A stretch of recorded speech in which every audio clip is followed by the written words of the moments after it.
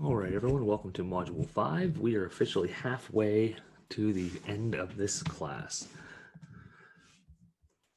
As usual, we are going to start with our ASRs. So here we go. ASR number 1. The 7 dimensions of ABA include applied, behavioral, analytic, technological, conceptually systematic, effective, and what? A, functional, B, psychological, C, generality, D, hypothetical.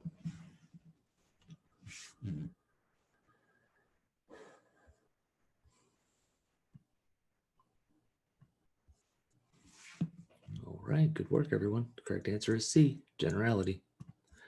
ASR number 2. One way to remember the 7 dimensions is A, B, or C.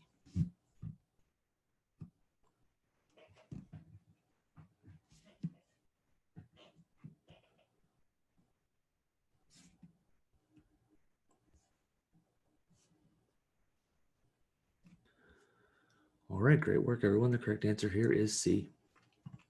ASR number 3. The dimension of behavioral includes A, observable and measurable responses, B, precise definitions that describe behavior and non-outcome, C, document that the participant behavior has changed, D, all of the above, or E, A, and B.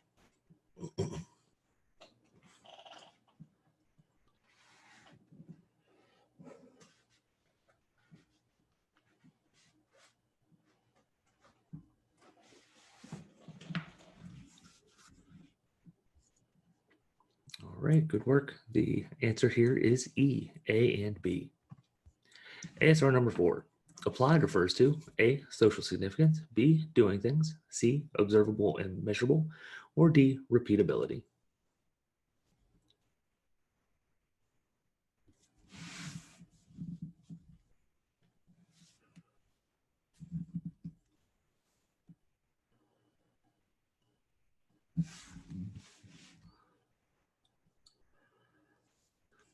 The correct answer here is A, social significance.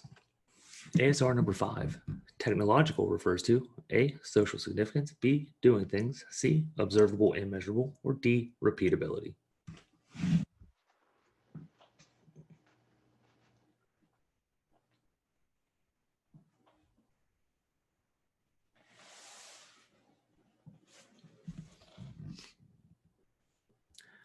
Fantastic. The answer here is D, repeatability. ASR number 6. Conceptually systematic refers to A, interventions that come from behavior analysis, B, enables consumers to derive similar procedures, C, assist in integrating a system and not a collection of tips, D, all of the above.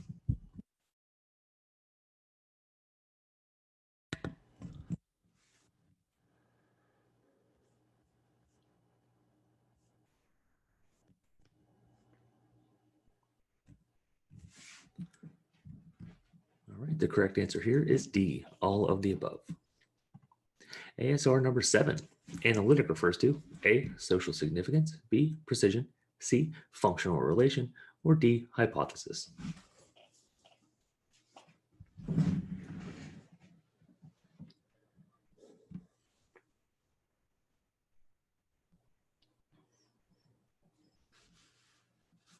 And the correct answer here is C, functional relation. ASR number 8. Generality refers to A, durable, B, changes that last over time, C, appear in multiple environments, D, spread to other behaviors, or E, all of the above.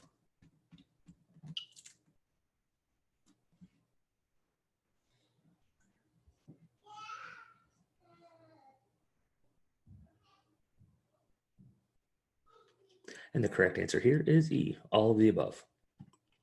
ASR number 9. Effective refers to A, did this work, B, produces practical results, C, must reach clinical or social significance, D, noticeable change, or E, all of the above.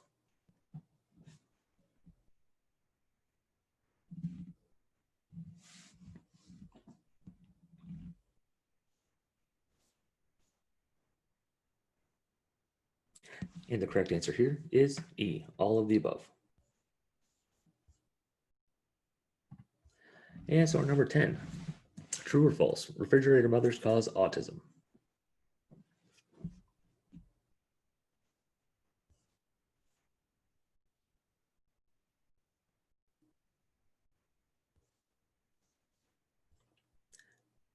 And the answer here, of course, is false.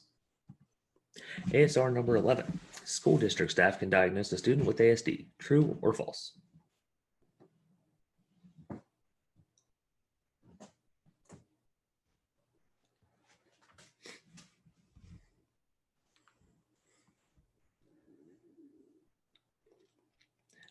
The correct answer here is false.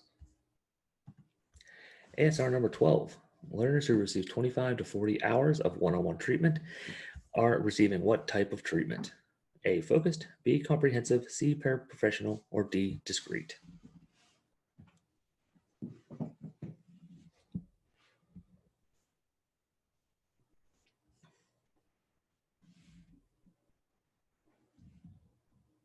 And the correct answer here is B, comprehensive treatment.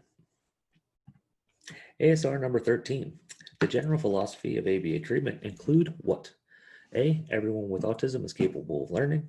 B, right to effective treatment. C, the learner is always right. D, self-determination.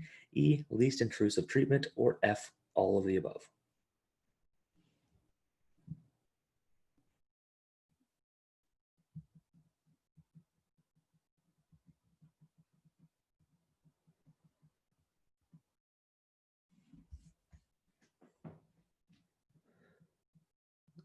The correct answer here is F, all of the above.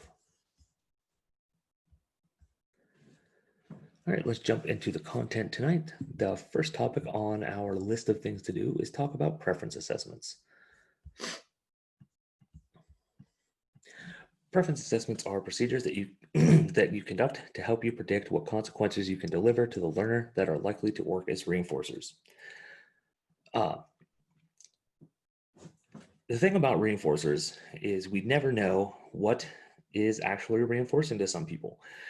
For some folks, verbal praise is reinforcing to them, and for others, it is not. So, for example, for myself, a little bit of praise goes a long way. I don't need to be put on the spot. It makes me feel a bit uncomfortable. I don't need these grandiose gestures of verbal praise for me to be reinforced. Other folks really do operate with that, and it really is reinforcing for them. For some people, let's say like a Reese's Pieces is reinforcing for them. Cool, that's awesome. Here, I can use some Reese's Pieces for you to continue to do things and work for these things. For other people, not so much. So we really need to make sure that we are not selecting reinforcers or potential reinforcers that we find reinforcing, but that we actually do an assessment to determine what is a preferred item and what may be potentially reinforcing for our clients. And the important thing is that when you're conducting these preference assessments, they're only as good as the items that you put into the array or the choices that the individual can choose from.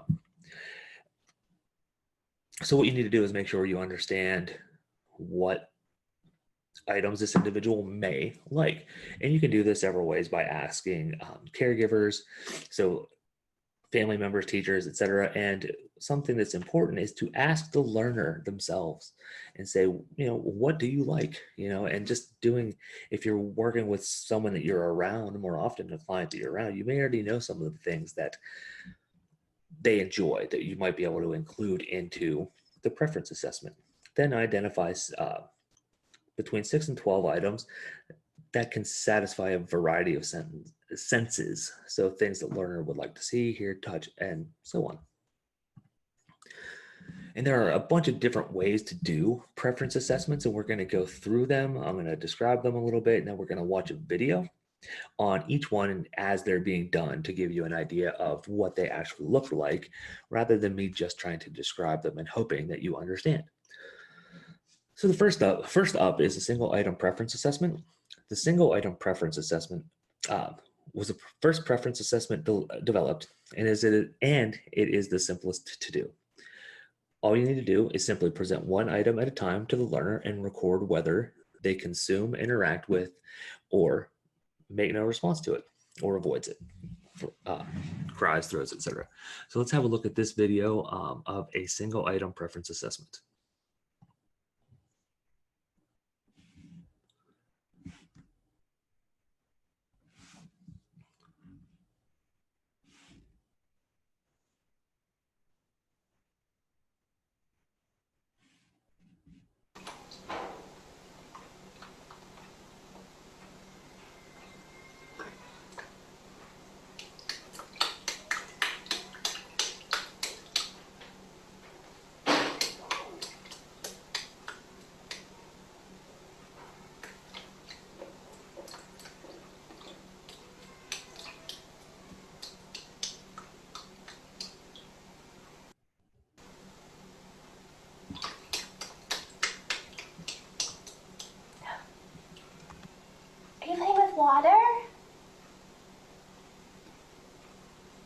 Elijah likes the water.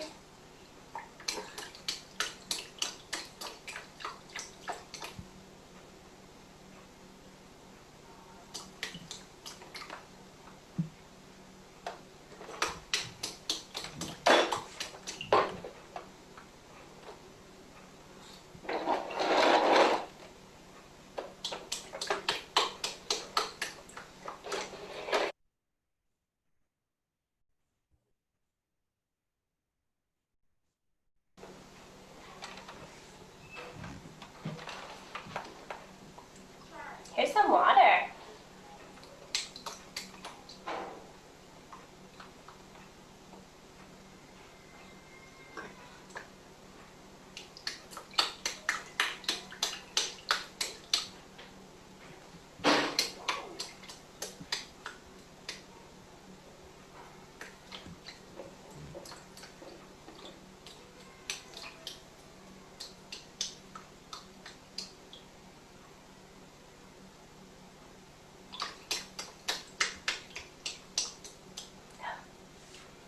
Sorry, I was having a Play little with bit of water? technical difficulty here, but hopefully this video was able to give you an idea of what a single item preference assessment looks like. The next up is a paired choice preference assessment. So one problem with a single item preference assessment is that a learner may consume and interact with all items, especially if none are non-preferred, so they enjoy all of them, in which case you will not be able to identify which items are more highly preferred than others. So in order to avoid that, using a paired choice preference assessment, it will allow you to avoid those things. Let's have a look and see what this looks like.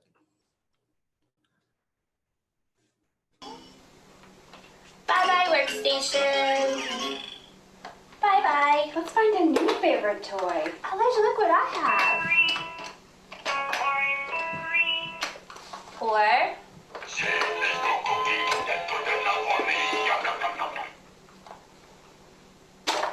You chose the piano.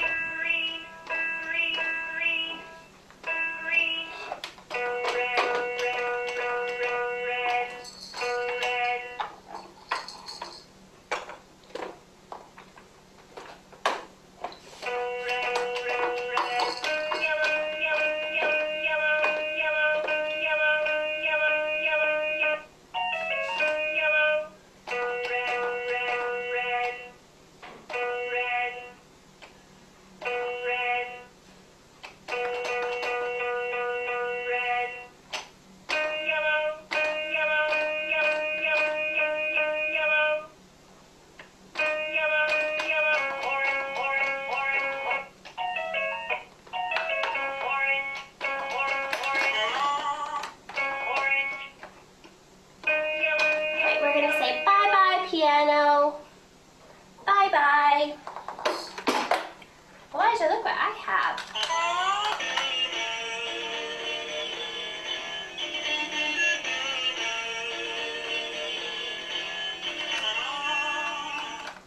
Or a workbench.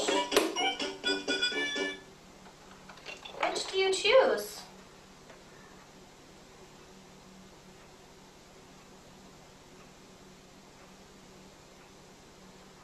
You chose workbench. Elijah said, I want to play with a workbench.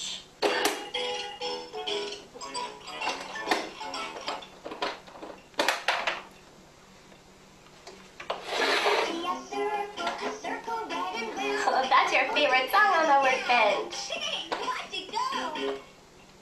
I see some yellow. I see a yellow square. It's popping up right there. I'll pound it down.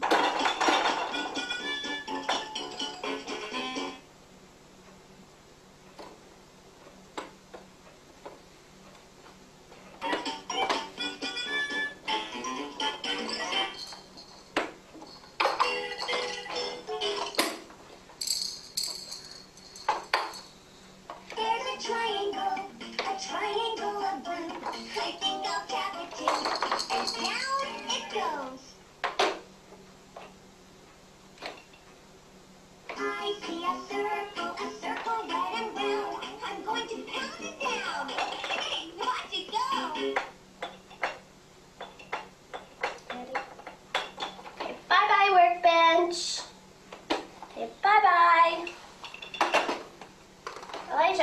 Piano.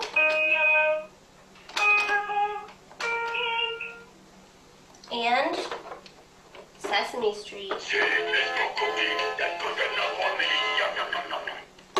Pick one. You chose Sesame Street.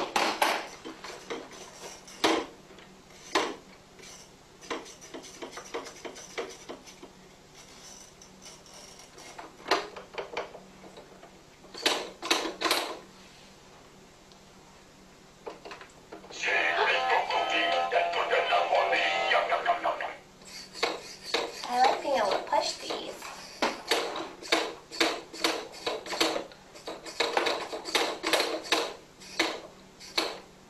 Okay, ready? Bye-bye, Sesame Street. Bye-bye.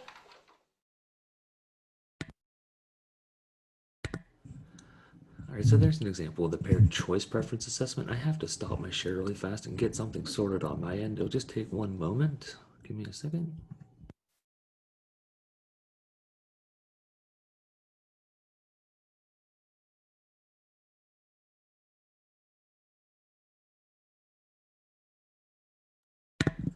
All right, we're back. Sorry about that. All right.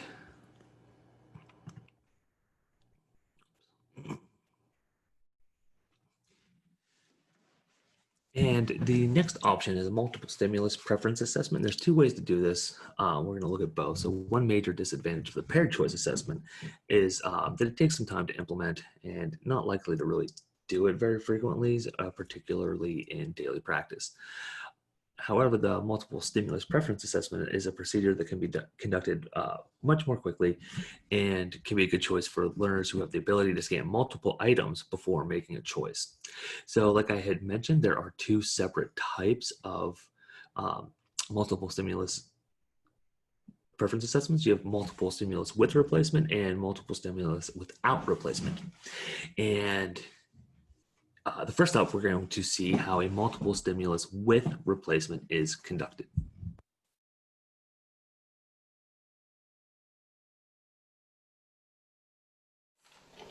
Your choices are car, marker, squishy, penguin.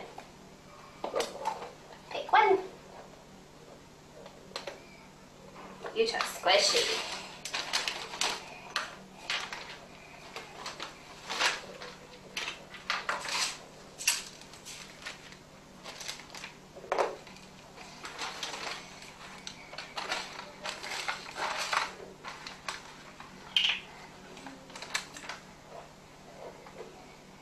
Whoa. Oh, thanks, Isaac. That was so helpful. Your choices this time are the poker. Oh, let's see what your choices are first. Do you know what you can pick? Poker, stamps. Let's see all four. Poker, stamps, squishy, Play-Doh. You chose stamps. Not open. I can help. Oh, that is tricky. Here you go. Thank you. You're welcome. Thanks for saying thank you. Look. Push, push, push.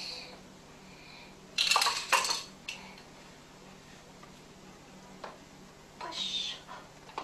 A foot.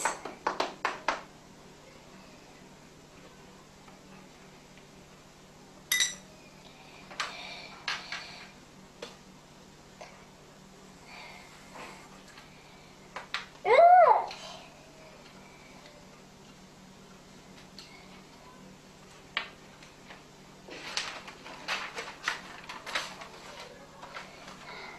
Oh, thanks.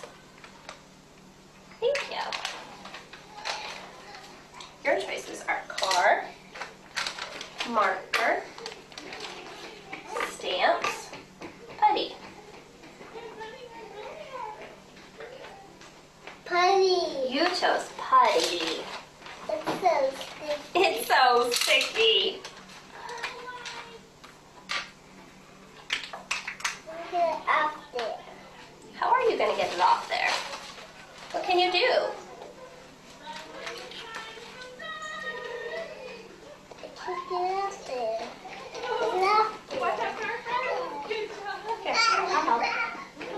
Can I see your hand?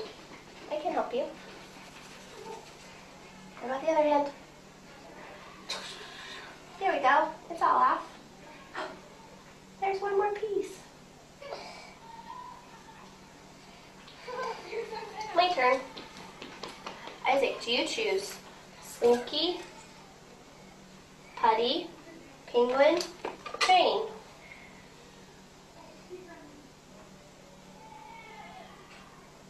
You chose Putty.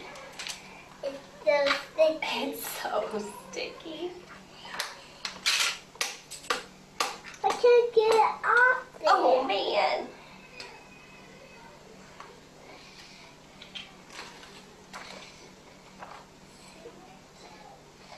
These are on.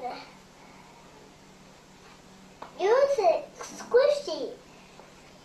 Yes. Put these on. This is kind of go into that squishy. Try it. Okay. Look like it's squishy, but it's squishy. See? It doesn't stick for me. It's not sticking anymore. It's not sticky anymore. Oh man. My turn. I'll hold it. You want one more minute? Sure. It's so sticky. It's so sticky.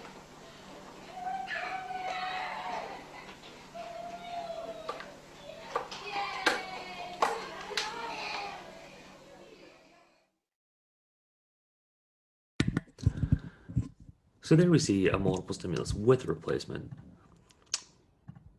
But as I had mentioned previously, there is another multiple stimulus preference assessment, and this is multiple stimulus without replacement. Let's notice the difference in each of the preference assessments.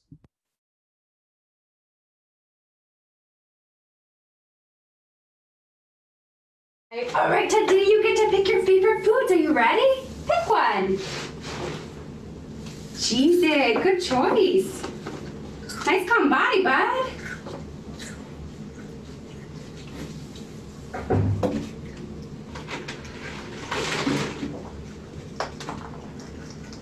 Yum. Pick one. You picked Oreos. Nice work.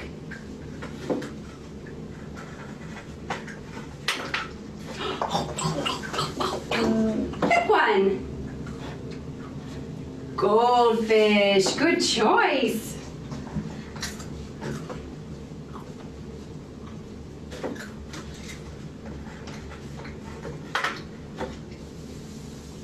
Pick one. Chocolate chip cookie. Crunch, crunch, crunch, crunch. Oh, we have two left. Are you ready? Choose one. No thanks, I don't like Skittles. No thanks, I don't like fruit snacks. We're all done, we can take a break. Good work, bud. So All right, Ted, you get multiple stimulus without replacement. And before we move on past the multiple preference assessments, there's also another way to do multiple stimulus or preference assessment, and it is to ask and then ask the learner if they have the language skills to do that. Ask them what they would like, and then create, like, have, you could either give a list to them with numbered blanks and have them write down what they would like from first to 1 to 6 or whatever it is, or you could write them down for the individual. So there are different ways to do multiple preference assessments, and I actually do enjoy doing preference assessments because what it does again is it allows us to identify preferred items. Now, we're not identifying reinforcers here. We are identifying what is a preferred item. In order to understand if something is reinforcing, you have to do a reinforcer assessment and use that item, the preferred items, to see if, as a consequence to a behavior, if that is indeed reinforcing for that individual.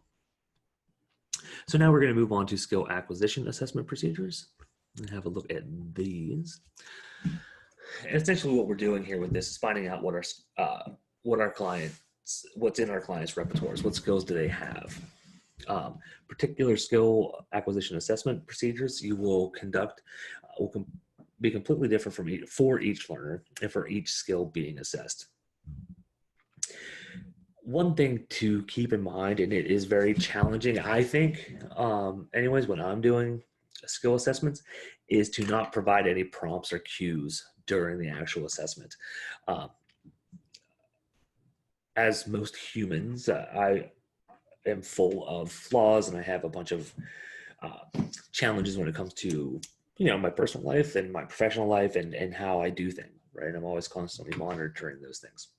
One of the things that I struggle with when I provide behavior analytic services, doing interventions and things like that, is removing my inner teacher, because I'm also a special education teacher, where I want students to do really well. And as a behavior analyst, I want our learners to do really well also. But when it comes to these assessments, without providing prompts and cues, I really struggle, because it's like second nature for me to provide prompts and cues. And it's just really, it's just a challenging thing for me. So it's just something I constantly have to monitor. And some examples of this are the VB map and the ABLES-R. So the VB map is Verbal Behavior Milestone Assessment and Placement Program, and ABLES-R is Assessment of Basic Language and Learning Skill Revised. And then are also different. Those aren't the only two skill assessments. There are a ton of different ones. Those are just some that you will more than likely run into. These are used a lot, but again, there are others, and this isn't an assessment course here, but just to be aware that these are some of the skill acquisition assessments. Some essential components of a written skill acquisition plan is you must include a terminal or skill goal, because if we don't know what we're working to, if learners don't know what we're working towards, if the stakeholders don't know what we're working towards, then we're really not doing anything. We're just working towards no goal, and that's not helpful for anyone. We need to have the teaching procedures, and those teaching procedures need to be clear. So we're doing these things the same way all the time with fidelity. You need to have a list of the materials. You need to understand how to prepare the learning environment, what instruction is going to look like, what target responses we're looking for, what reinforcement we're going to be using, what types of reinforcement we're going to be using, as well as what type of reinforcers we're going to be using, how we're going to be prompting and fading. So now this is part of the skill acquisition plan, not the skill assessment. Teaching targets and exemplars that we're going to be using, and session preparation. All of these things are super important to think thoroughly about. I think any behavior analyst worth their salt, if you will, right, worth their weight in gold, will agree with what I'm about to say. And it's the worst session that you will have is a session that you go into ill-prepared to do. So if you don't have the goals for the day or that lesson ready to go, if you don't have your teaching procedures ironed out, if you don't have all these things ready to go and understand, then you are going to struggle. And not only are you going to struggle, that's really the least of the concern. It's the fact that your learner is going to struggle and we're wasting their time. So it's really important to have all of these pieces of this skill acquisition plan ironed out and clear and operationalized, if you will, to make sure that you have the best session, and not just you, but that your learner has the best session that you can possibly provide. And even once you do this, right, and you have all these things figured out, ironed out, you know what's going down, you know how it's going to happen, you have all your stuff together, all the things are ready, it can still blow up in your face. Like, those things happen. But you can mitigate that, or at least reduce it anyway, by being well prepared and knowing what you're doing. In a moment on some functional behavior assessment and what they are. Then you have there's a course that others here at UWF teach, and I do as well, about assessment, and we talk a lot about functional behavior assessment for good reason. Again, this isn't the class for that, but it is good to have either a refresher or a little bit of insight into what an FBA is. So it is used to identify the types and source of reinforcement for challenging behaviors as the basis for intervention efforts designed to decrease the occurrence of those behaviors. It allows for hypotheses to be formed about the relationship among specific types of environmental events, so the things that are happening around a person and how those interact with that individual and their behaviors. And they are designed to obtain information about the function a behavior serves for a person. The really great thing about FBAs is that it can either help you hypothesize the function as mentioned, or if you're doing an FA, it allows you to identify most of the time what the function is. And we always want to develop our things, right? Our behavior intervention plans are, and all that stuff, skill acquisition plans, based on function of behavior.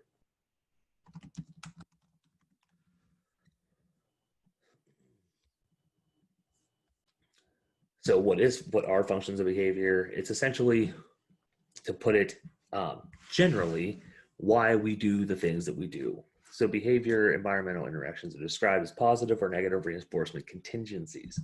So to put it a different way, behaviors can be strengthened to get something or get out of something. Now you get to go down the rabbit hole and articles by Hanley and folks like that certainly do that and provide a ton of information, really great information. You should definitely check that stuff out. But I think what it all boils down to, and it's how I've explained it to tons of folks, is that we do stuff, like human beings engage in behavior to get things or get away from things. And that's how I talk to my students, like you all, but more so to folks that haven't had behavioral training. I think that it helps them see this stuff a little bit more clearly when you put it that way, rather than, this kid's just behaving this way because they're bad. Well, no, not necessarily. That individual is probably doing that we would clearly go through and do an FBA and figure out why, but to get something here to get away from something.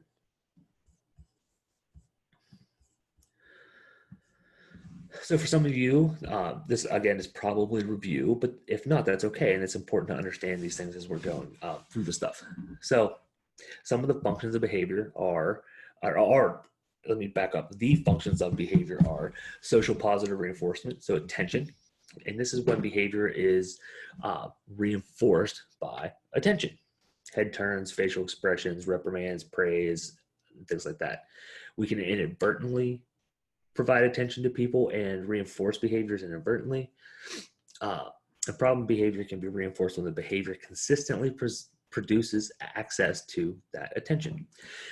Now, the thing about attention is most folks think about attention as being a good thing, or being uplifting attention, like a hug or a high five or a smile. Attention can also be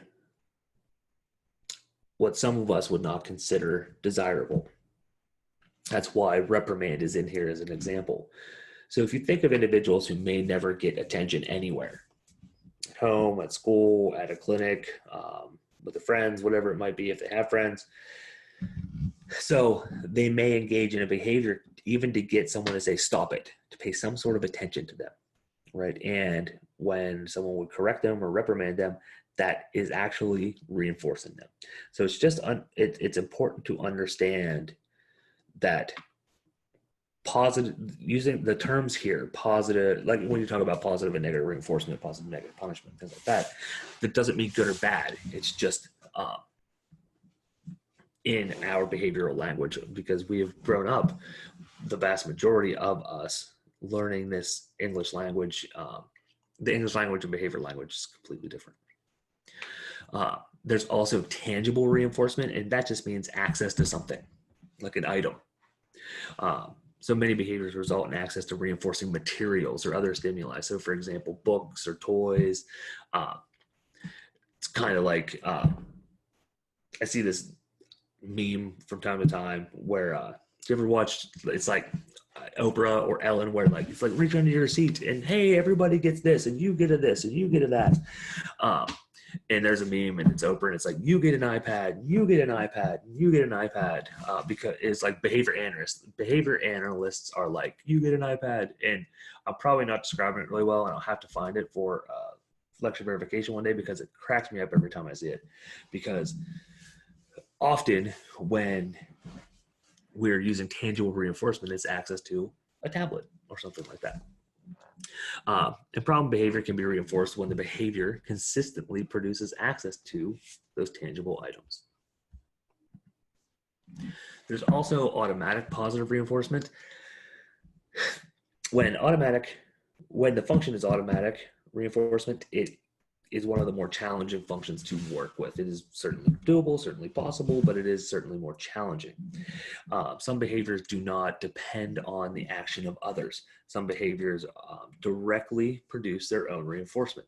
So an example will be thumb sucking. So thumb sucking may be reinforced by producing a physical stimulation of either the hand or mouth.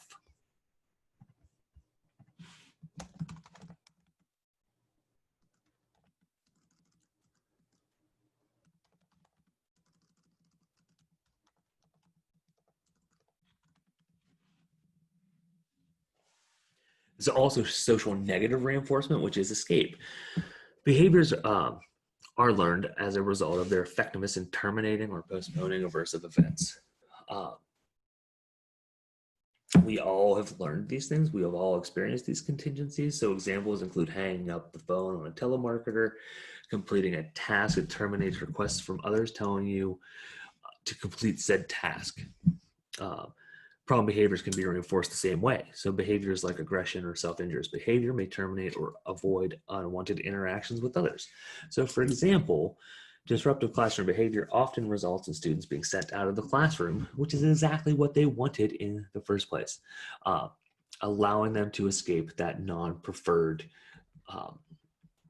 activity.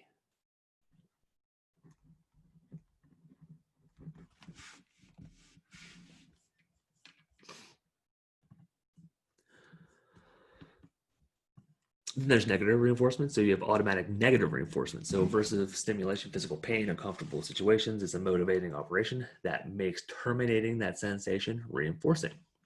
So example, putting calamine lotion on poison ivy can eliminate the itch. Excessively scratching a bug bite that breaks the skin can also be negative automatic reinforcement.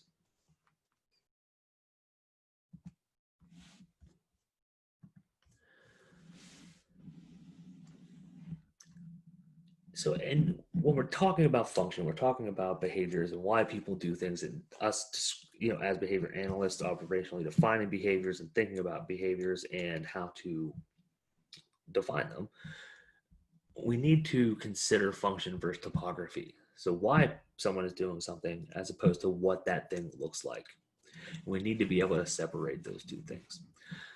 The reason we need to do that is because a behavior may look a certain way, desirable or undesirable, but could account for positive contingency and negative contingency. And this is person dependent. So what I'm trying to say is that the same topography, a behavior that looks the same, can serve different functions for different people. So someone might hit somebody to escape, right? The behavior looks the exact same for these two people. Make a fist, hit someone in the shoulder. One student, every time that student does the thing, they get kicked out of the class or the clinic or whatever. And that's reinforcing because they didn't want to be there in the first place, so they continue to engage in those behaviors. Now, the other person, when they hit someone, the person that they hit pays them attention. It could be, hey, cut it out, whatever it might be, but it's some sort of attention to that person, which is reinforcing to that individual. So therefore, they'll continue to keep doing that.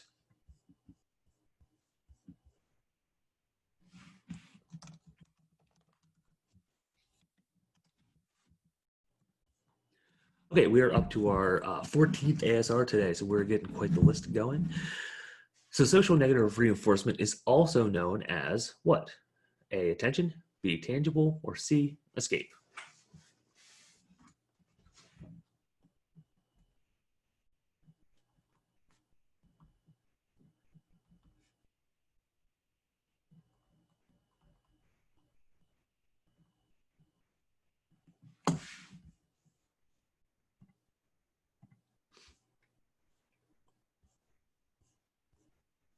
The answer here is C, escape. ASR number 15. Automatic positive reinforcement depends on the action of others, true or false.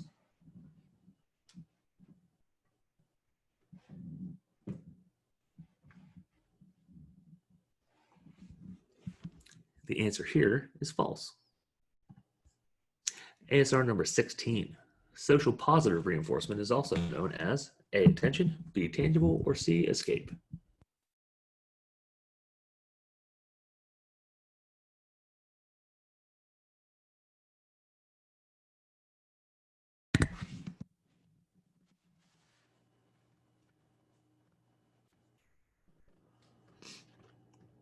And the correct answer here is A, attention.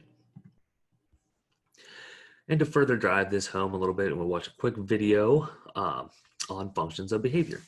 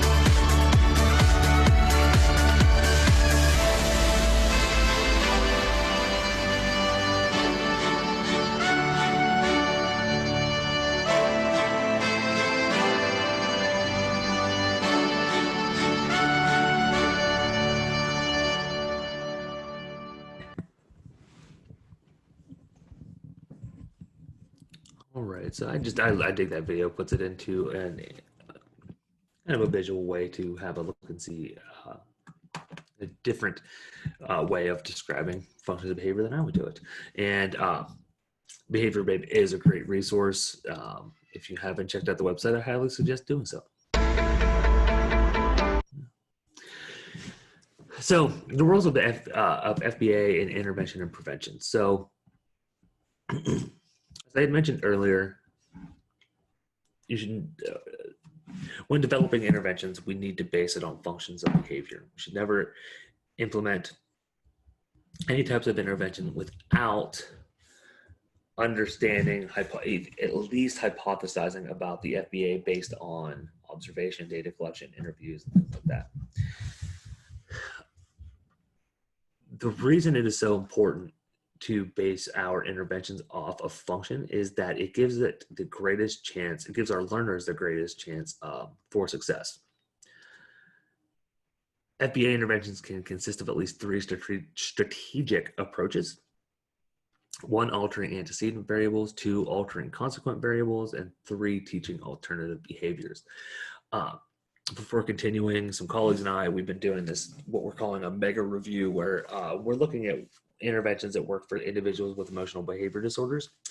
And we started with almost 6,000 articles that we were screening and coding and reading and blah, blah, blah, tons of fun stuff. And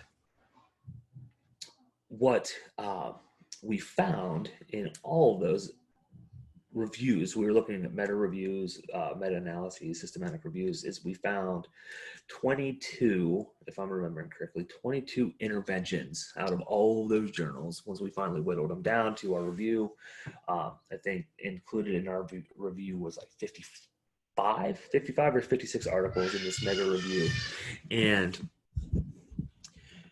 out of those reviews, we identified 22 interventions. Out of those 22 interventions, 8 were evidence-based or research-based, and 1 of those was functional interventions that are based on function. So functional analytic behavioral interventions is what they call it in that world. And 1 of 8 for EBD. Now that's just for students with EBD, but that's shows you how important it is to base this stuff, intervention in our work with individuals, on function. And we can't really think about function. Again, this whole course is setting the stage for you to be able to do intensive interventions with individuals with autism and other and similar disabilities. And hereafter, so we're whittling down, but we're really going to start getting into interventions, and some of the interventions we can use here shortly, before the end of the semester. But we need to understand all this stuff that goes into that.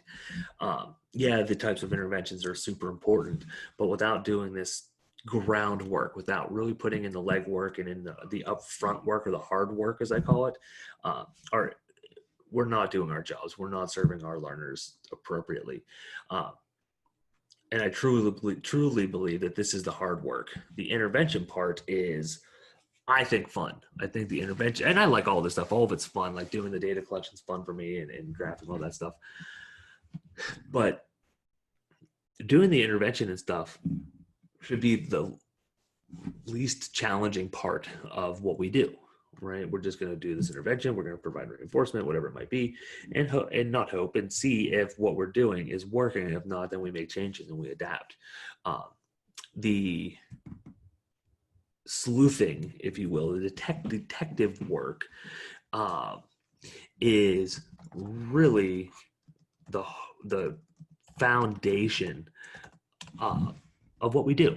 And without understanding all of this stuff, then we can't have or put into place interventions that have a probability of succeeding. So we do need to to understand that stuff. We need to set ourselves up for the greatest chance for success. We really need to understand all these components. And some of those components that we're going to talk about right now are discriminative stimuli and motivating operations. For some folks, including myself, when I was first learning about SDs and MOs, it was very challenging, very confusing for me.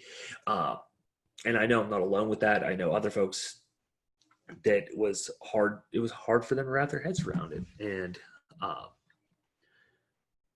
over time, it has become like, oh, okay, I get these things.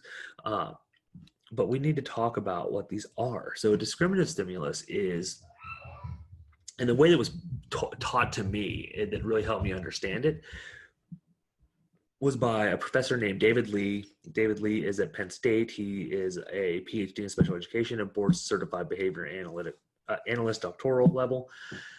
And he described it to me this way. Let me see if I'm getting ahead of myself or not. No, okay. Is that the store is open for reinforcement. Okay. And how and what he means by that is, and he told this little story. So I earned my PhD and worked towards my BCBA at Penn State with David and some other great professionals up there. And he lived in the same general direction as my townhouse at the time. And you'd have to go up over this hill and come down over, and there was a McDonald's coming from campus. After you came up and crested the hill, and the McDonald's was like, oh, like right there. The golden arches were just lighting up the sky. And the reason it was like that was because you get out of campus at like 10 or 11 p.m. after like just working away and be like, I'm hungry and nothing else is open. So McDonald's was there. But the way that he described the SD to me is that the store is open for reinforcement. So if I was driving home after a long day on campus and in the office and grading and researching and all that, and I forgot to eat all day because that happened all the time, I am hungry, right? I have been deprived of food all day, even if it was self-deprived, and I need something to eat, which ties into motivating operations. And as I'm coming over the hill, I see the golden arches are illuminated. They're glowing yellow in the sky as like a, just come here and get fat, come here and eat. And so I see that. And what that does is it triggers in me the stopping at McDonald's and ordering food behavior. That light, the sign, is the SD that's saying, hey, if you do these things, these sets of behaviors, you will get reinforcement. A Coke and a Big Mac and fries. Now, there's another thing called an S delta. And that essentially means that the store is not open for reinforcement. And the way that works is if I'm coming up over the hill, cresting the hill, and the lights are off at McDonald's, but I still do the behaviors that I'm supposed to do to try to get food.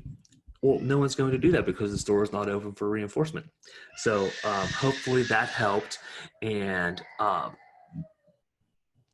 didn't make it more confusing. But for me, it's always about, is the store open for reinforcement? If I do these things, will I get reinforcement? Now, the thing about motivating operations, it also ties into all of this stuff, is that it either establishes or abolishes the value of reinforcer. So one of my favorite foods is pizza. I don't think I'm that different from most people when it comes to favorite food. I think a lot of people choose pizza. But after like a couple slices of pizza, like I'm done. Like I don't need any more pizza. Like it ain't gonna happen. So you could tell me like, hey, Ben, I need you to, I don't know, clean the bathroom. If you clean the bathroom, you have access to a slice of pizza. All right, cool. I'm going to do that. Then after I have that slice of pizza, after I've clearly have like washed my hands and stuff, and then you say, well, you know what? If you vacuum the living room, you can have another slice of pizza. I'm probably going to do that because 2 slices. All right, cool. All right, if you put the laundry in the washing machine, I'll give you another slice of pizza. All right, you know what? 3, I haven't had any food all day. I'm into that. So I go and I put the clothes in the washing machine and I get another slice of pizza. But then you ask me to go and clean my room and say, if you go clean your room, I'll give you another slice of pizza. Well, I'm full. I am full. I've had my fill of pizza. I don't want any more pizza. And it is no longer reinforcing. It is now the value of that reinforcer is severely diminished. And that's how you look at it. Now, on the other way, if I haven't had food all day and you ask me to clean the room and I haven't had that food all day, now that value is established. So we're going to go ahead and have a look at this video really quick. So we like to start every morning with something we fondly refer to as the jargon of the day. This is when we take on one word, one phrase, one acronym. We give you the actual definition, and then we make fun of that because usually it's something we can't understand. And then we give you a working definition, which frequently makes the experts break out into hives, but it gives us a platform from which to begin to understand these terms, use them in our lives, and get to the progress that they help us to get to. So today's term is SD. You will hear experts talking about the SD, the SD. What's the SD? What's the SD? What does that stand for? Well, that stands for discriminative stimulus. And you'll notice that it's normally, it's an uppercase S and it's an uppercase D, but the uppercase D is smaller, even though the phrase starts with discriminative stimulus. Please don't ask me why that is the scientific notation for it, but it stands for discriminative stimulus. So let's take a look at what our actual definition is first of discriminative stimulus. It is a circumstance, and I'm having to read it off the screen because I'm blind today without my iPad. A circumstance or action that precedes reinforcement. Okay. If we know a little bit about ABA, that might make a certain amount of sense. But I don't know about you. I want to know, what does it look like? So let's go ahead and go to our working definition and see. Our working definition is what you say or do to get the child to do the desired behavior. So we've talked about ABA before, and that ABA is this really all-encompassing teaching method that helps us to get from point A of learning something to get to the point where we say, by George, I think he or she has got it, right? The skill is ours, and we know how to use it in all circumstances and are even able to take in new information about things that we've never been taught before, right? That's the goal when you're teaching anybody anything, right? So, what we usually do in ABA is take and chunk whatever this skill is that we're trying to teach into small bites, right? Little itty bitty skills that we can put together to make a big skill, or that we're trying to get it to a small place where we can begin to build the muscle to be able to do something, right? Because sometimes it requires one or the other. But and then we want to make it so that the person is successful at each different goalpost that they're trying to learn this. So for instance, if what I wanted to do is to teach someone to say their name, and let's say their name was Rebecca, right? I might start with trying to just get them to say "ruh," and then I would get them to say "buh." I've got Lux blocks flying in on me. And then I might teach them just the beginning syllable, "ruh," right? To get them to make that sound. And then I would give them reinforcement. Okay, whatever I do, now I need you to stop though. You're building towers and they're trembling. This is what parenting is all about, right? But in any case, so we want to make it reinforcing for the individual to keep doing it, because otherwise, who wants to keep doing something that they don't have perfectly, right? You want to get something for having done something. You want your paycheck, right? So that's the reinforcement. So the SD is whatever we do or say that signals to the person, if you do this, then I'm going to give you a reinforcer. It's a way of setting up a teaching moment, and it starts with an SD. And the SD can be anything. It can be words, it can be a gesture, it can be showing something to somebody, but you're setting up the circumstances to say, hey, this is a learning moment. And by the way, because it's a learning moment, if you get it right, you're going to get a paycheck for it. And the paycheck is individual to the person. The SD is individual to the person and to the task and where you are in the task. So it may be that I've got a little girl that I'm trying to teach her to say Rebecca, right? And the first thing that I'm going to do is teach her to do the R sound, right? So my SD might be me pointing to my own lips and going, "Rrr," right? That could be the SD. Or it could be me holding up a card that has the letter R on it. It could be that I point to her lips, right? It's going to be different, but the SD is whatever we say or do to get the desired response that leads to the reinforcement. So you can see SDs are wide and varied, but when you hear your therapist talking about, and they'll say, well, we're teaching this lesson, and somebody says, what's the SD? Then it's whatever the thing is that starts the lesson. It's what you say or do or point to that precedes them doing the action, and then they get the reinforcement. If you think about it, when we talk about the ABCs of behavior, we talk about that there's an antecedent, a behavior, and a consequence. Well, the antecedent is the SD. It's the thing that happened first, then we got the behavior, and then the consequence when we're teaching is the reinforcement. So the SD comes first, they do the behavior, and then hopefully if they got it right, they get a reinforcement that means something to them. So the SD, the thing you say or do to get that, and this is the way we begin to teach. It is not the be all end all. There are many things along the way, but when you're trying to teach, am I keeping you awake? He's over here yawning. When you begin to teach somebody, this is a really easy way to get someone to want to learn. Is by using that SD, getting the behavior, and giving the reinforcement. It's more effective than any other teaching method. And it happens to work for our kids on the autism spectrum. But by the way, it works for everyone.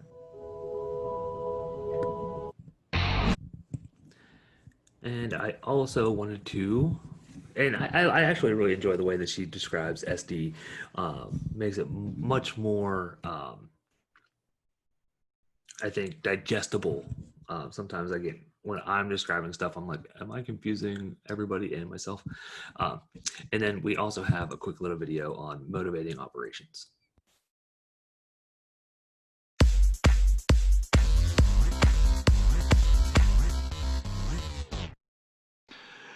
When you have an MO, it could be an EO or an AO, based on the experiences that you had, which increases the value or decreases the value of an SR.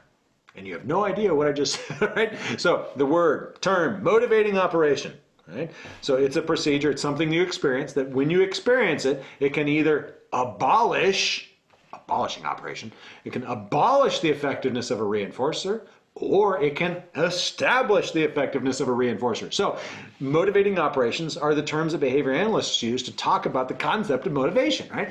So if you experience certain things, it could be that a particular reinforcer has been increased in value, you have established the effectiveness of that reinforcer, or you have abolished the effectiveness of that reinforcer to decrease the value of a reinforcer. So motivating operations help you understand how motivation works in the context of behavior analysis, and their particular empirical experiences that one has that change the value of a reinforcer.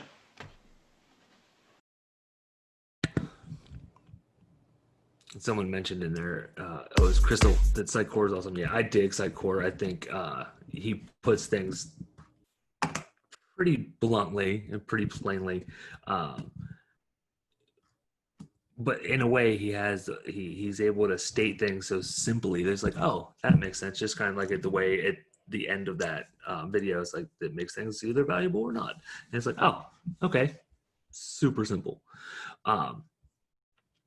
So like I had mentioned previously, there are several ways that we can use this information to set ourselves up for success. And one of those is altering antecedent variables. And this is something I think that we all should be doing or thinking about doing and always have it in our arsenal, not necessarily being consequence-based, but thinking on the antecedent, on that antecedent end of things. So through FEA, antecedents that might be altered so the problem behavior is less likely to occur can be identified. Altering the antecedent variable can change or eliminate either the MO for problem behavior or the SD that triggers the problem behavior. So an example for an MO, the motivating operation for tantrums when a child is asked to wash hands before lunch could be modified so that the avoidance of particular events is no longer reinforcing. So we can get ahead of those things and kind of reset the environment so we can avoid the tantrum. An example for an SD, so if the FBA shows that running water is aversive and triggers the tantrum, so we might be able to use kind of antibacterial soap rather than washing hands. So thinking kind of how we can modify the environment before the behavior occurs to avoid problem behavior. But we can also alter the consequence variable. So FBAs can also identify a source of reinforcement to be eliminated for the problem behavior. So examples of this, an FBA indicates that tantrums are maintained by social negative reinforcement, avoidance, or escape, suggests a variety of treatment options which, by altering that relation, are likely to be effective, such as placing problem behaviors on extinction, ensuring no reinforcement is delivered following the tantrum. The desired activity is followed, providing escape, an event that is less preferred. So there are a couple ways that you can do that. And then teaching alternative behaviors. So there's it's something that's super important. We should always consider teaching alternative behaviors, but it's not always necessary. But I do think for more often than not, teaching alternative behaviors are important, and we need to be doing that. FBA's functional behavior assessments can also identify the source of reinforcement to be provided for appropriate replacement behaviors. When we are coming up with replacement behaviors, we have to make sure that they are a functional match to the, problem behavior. And what that means is that the replacement behavior serves the same function as the replacement or the problem behavior. So an example of this, I was in a school and I was working with an individual with severe autism, and this individual engaged in a lot of quote problematic behavior. When I went into the school, they were like, this is crazy and it's terrible and she's bullying people and yada yada yada. And then I went in, I interviewed people, I went through and did the whole FBA, and first off, I was like, she's not terrible. Like, we got this. And this was a female, high school age, with ASD. And after observing her, interviewing people, file review, all this stuff, and I did some direct observation and found out some target behaviors that we were going to focus on. And one of them was talking out. And she was talking out in order to get attention. And she talked out a lot. I mean, by a lot, I mean, I believe our average was 67 or 76. I don't have it in front of me. During baseline talk outs in an hour. So that's over 1 a minute. So that's very distracting to the learning environment in this school, in this classroom. But she's doing this to gain attention from people, either peers or teachers or whoever it might be. What we did is we taught her how to gain attention appropriately, raising your hand and things like that, nodding. We also taught her what positive attention was, quote positive attention, even smiles and nods. We just kind of introduced her what those things were. And we did an intervention where at the end she was able to select one of the reinforcers that she identified through the preference assessment, and then we tested it. And it was work with a peer on something, work with a favorite teacher, or play on her phone for a little bit. And we had that behavior reduced. Now, everything lined up perfectly this time, and we reduced that behavior down to damn near zero. We were about, I think by the time we got to maintenance, geez, I can't talk tonight. We were down to about 5 talkouts, 3 to 5 talkouts. I forget what the average was in maintenance, in our maintenance phase, but it was all about teaching her replacement behavior and understanding how to get positive attention, quote, positive attention. It's not always going to work, right, that easily and that well, but teaching the alternative behavior has to match the function of the problem behavior. And there are times when we don't need to teach an alternative behavior. It's just like we need to get this behavior reduced and gone, and that's it. Like it's just going to go away. So you as professionals need to make that determination, but often teaching an alternative behavior is appropriate. ASR number 17. A discriminative stimulus signals the store is open for A, punishment, B, reinforcement, or C, extinction.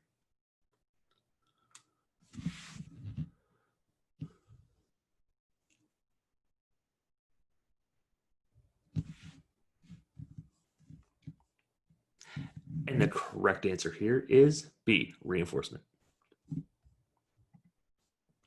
ASR number 18. FBA interventions can consist of at least blank strategic approaches. A6, B3, C2, or D9.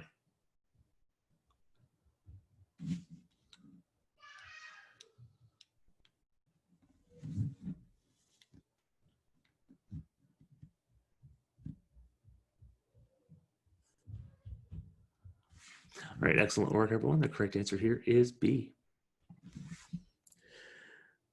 So now that we talked about FBAs and what they are, let's look at some FBA methods. There are three types of FBA methods: functional, descriptive, and indirect. The functional analysis is the experimental analysis. The only way that we can say for sure that we know what the function is of a behavior is by doing a functional analysis. So the experimental analysis or functional analysis, in that antecedents and consequences representing those in the person's natural environment are arranged so that separate effects on problem behavior can be observed and measured. This can sometimes you'll hear this referred to as an analog assessment. And FA is a rapid alternation of four conditions in a multi-element design. They're typically comprised of four conditions, 3 test conditions and 1 control, but there is also a 4th condition that we use, which is tangible. So we have contingent attention, contingent escape, alone, and control. Now, one thing I'll tell you about an FA is that, in the world of behavior analysis, yeah, we should definitely do FAs. But when we are trying to get consent to do an FA, when other folks outside of behavior analysis are involved, sometimes an FA can be a hard sell because they're like, wait, you're trying to get this individual to do this thing? It's like, yeah, we are. So we can identify function and antecedents. So it can sometimes be a hard sell for people because they don't quite understand why you would want to do such a thing. So the conditions that we're talking about, the attention condition, attention is diverted or withheld from the person to see if the behavior is evoked. Consequences for problem behavior, attention in the form of mild reprimands or soothing statements. Don't do that, you'll hurt someone. And this is an example, and I love these dudes. It's a little bit of humor, but it shows you clearly they're engaging in what this might look like if they were to do it. But these guys, I dig these guys. So this is an example of a contingent attention condition. Okay. All right, Bella, have a seat in the chair. Okay, I have some reading to do, but you can play with this camera.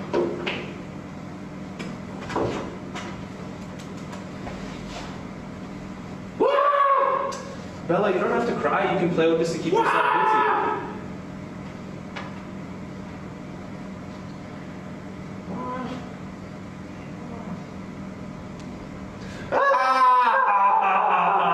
Bella, remember you can play with this. You don't have to cry. Arr.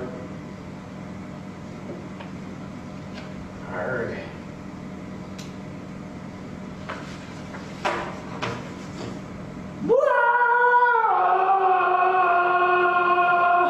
Bella, you don't have to scream like that. You don't have to cry. You can play with this over here.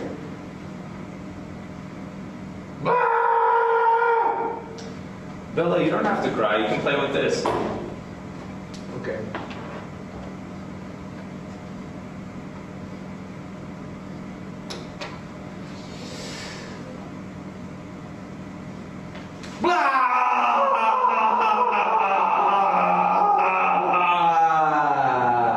Bella, quit crying. You don't have to cry. You can play with this camera.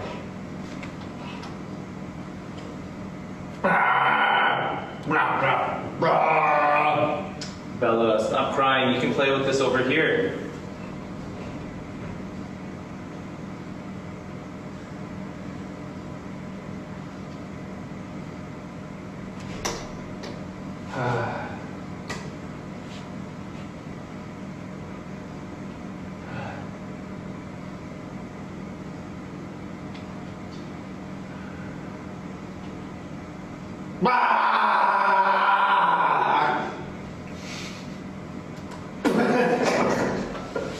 Okay.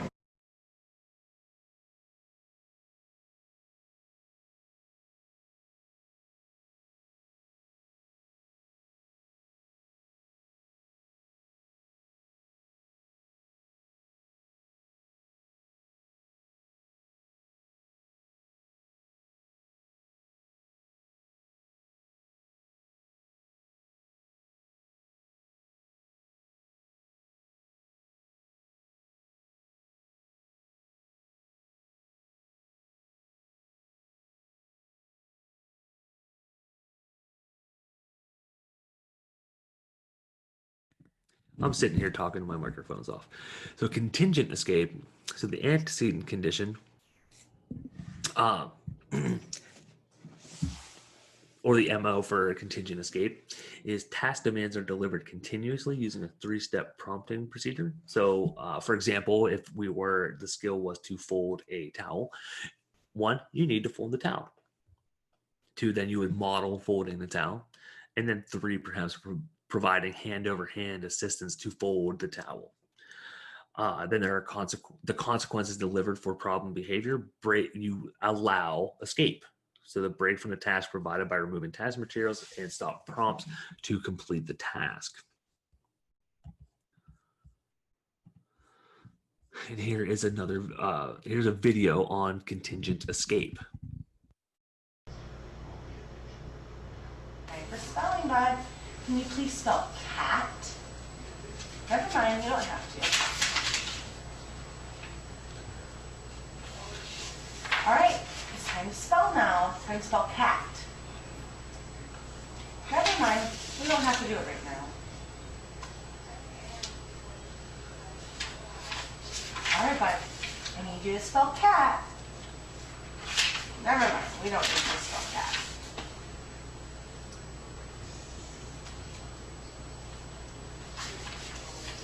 Hey, buddy, it's time to spell now. Please spell cat. Never mind, we don't have to. So in this example, we see that the task is spelling a word. And this individual does some hand mouthing. It looks like he's biting. It's hard to see because clearly we're not there. We can't quite see, and the video is not the most clear video in the world. But then escape is provided. Now, a note about FAs and self-injurious behavior. If self-injurious behavior is severe and does damage to they can do damage to themselves or to other people, whatever it might be, do not do it. That is when it becomes unethical. If the self-injurious behavior is severe, we do not want to evoke that behavior. So that is a time when we wouldn't want to do it.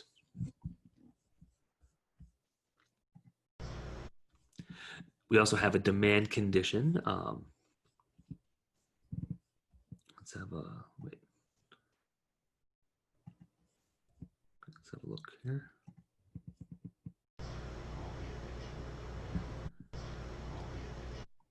Sorry, I had that twice. That's the same thing. We have an alone condition, so antecedent conditions, low level of environmental stimulation. Therapists, so low levels, so the therapist wouldn't be present, task materials not present, and play materials are absent.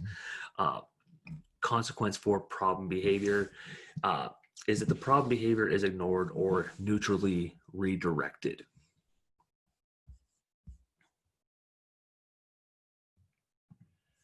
And here is an example of the alone condition with our guys. Okay. I have some work to do. I'll be right back.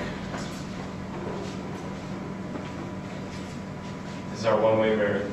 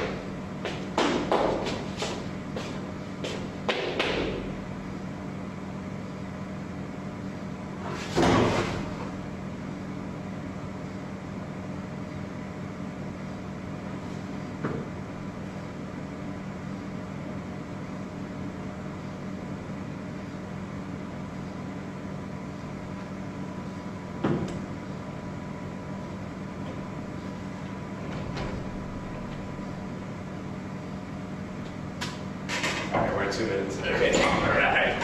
Perfect. Good work.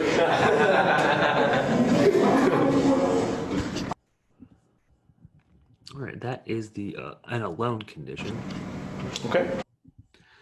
And we also have a control condition or just a play condition. So the antecedent condition or the motivating operation, preferred activities continuously available, social attention provided, no demands are placed on the person, and consequences for problem behavior is that the problem behavior is ignored or neutrally redirected. Here's an example of a control or play condition. All right. Here, let's have a seat. Let's play.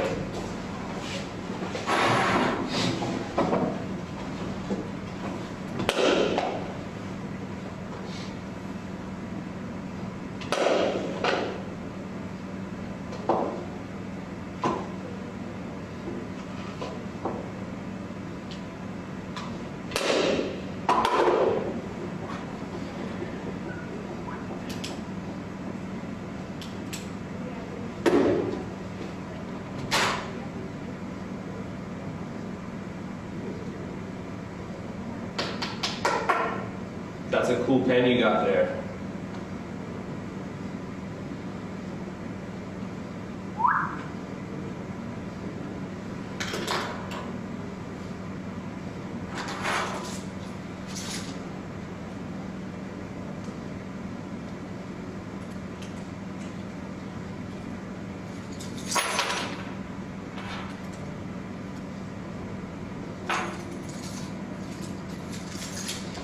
Woo!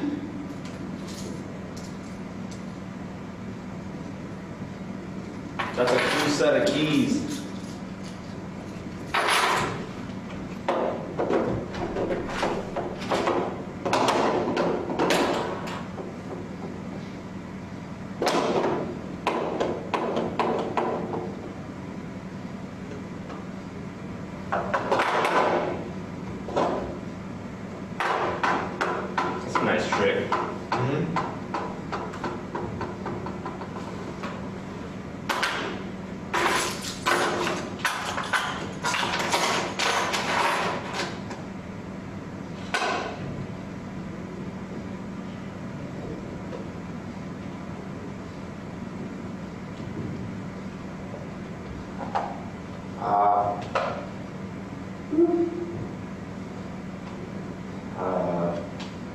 That was pretty cool. There we go, 2 minutes. Yeah.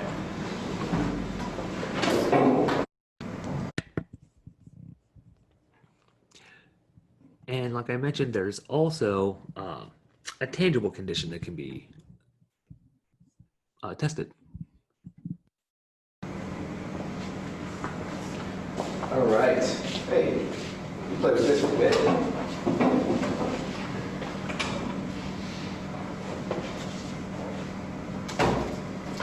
1 minute, free access.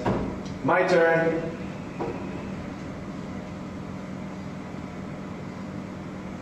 Wow! All right, you can have that.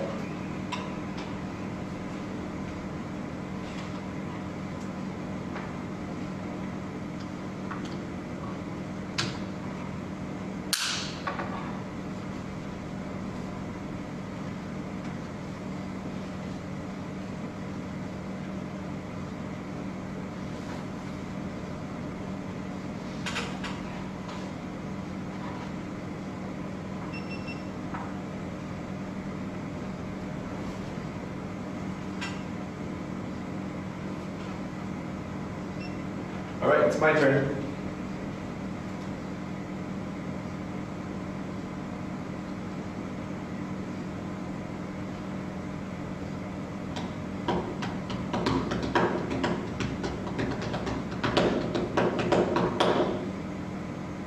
Wow! You can have them back.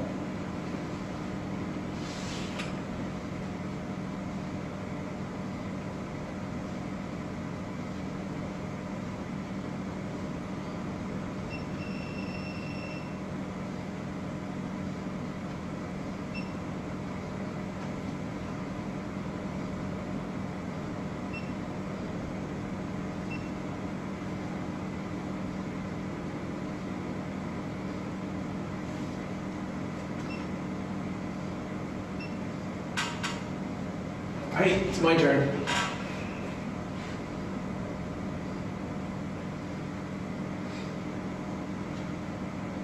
Wow! All right, have her back.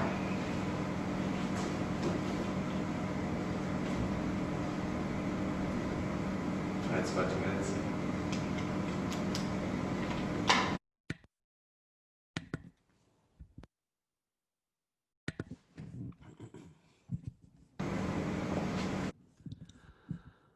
So now we've looked at all of the conditions that you could have in an FA. We need to talk about how do you interpret the actual FA. And the way you do that is with a functional analysis or with a visual analysis. This is the main way that we, as behavior analysts, look at our data and make decisions about that data. It is the main form of analysis for interpreting an FA.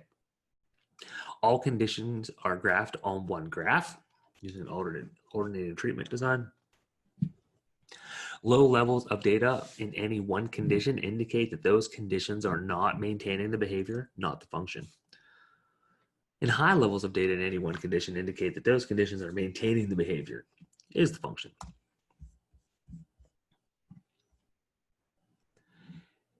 Sometimes what will happen is that the data occurs frequently across all conditions or is very highly variable. When that occurs, we consider the FA to be undifferentiated. When results are undifferentiated, this means the FA is not conclusive, right? So we are not 100% sure what the function of the behavior is. But sometimes when this occurs, it means that the behavior is maintained by automatic reinforcement because it's happening all of the time despite any contrived contingencies that we've put in place during the FA. ASR number 19. There are blank main functions of behavior tested for using an FA. A2, B7, C3, D4. All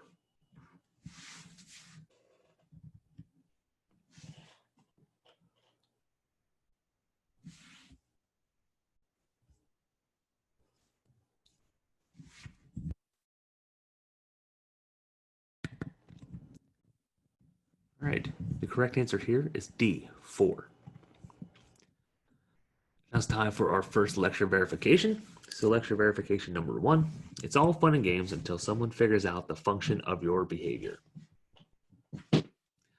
Again, it is all fun and games until someone figures out the function of your behavior. I'll give you a moment to copy that down to put in the lecture verification folder later on.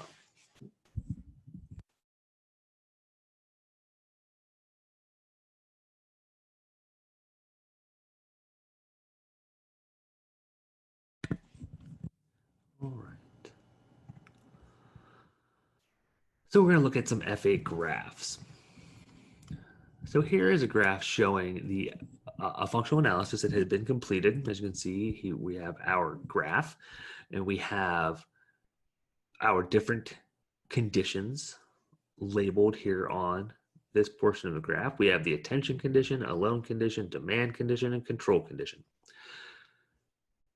This graph is showing that the results of an FA conclude that the behavior is being maintained by attention, or the function of the behavior is attention.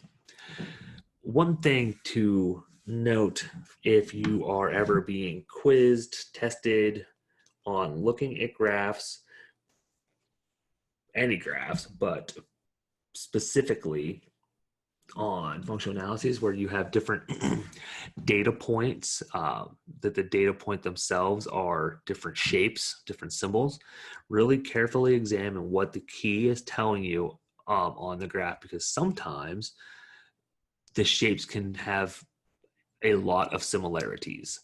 They look alike. So for an example here, you have a shaded data point and an unshaded data point, and they're both circles, right? And they can be easily misconstrued as the what is what. But here you can see that the alone condition, the demand condition, the control condition are all occurring at low levels during the FAs for each of those conditions. And you can see up here that the attention condition is happening at a much higher rate. So it would be safe to conclude that the maintaining function is attention. Here's another example of an FA graph.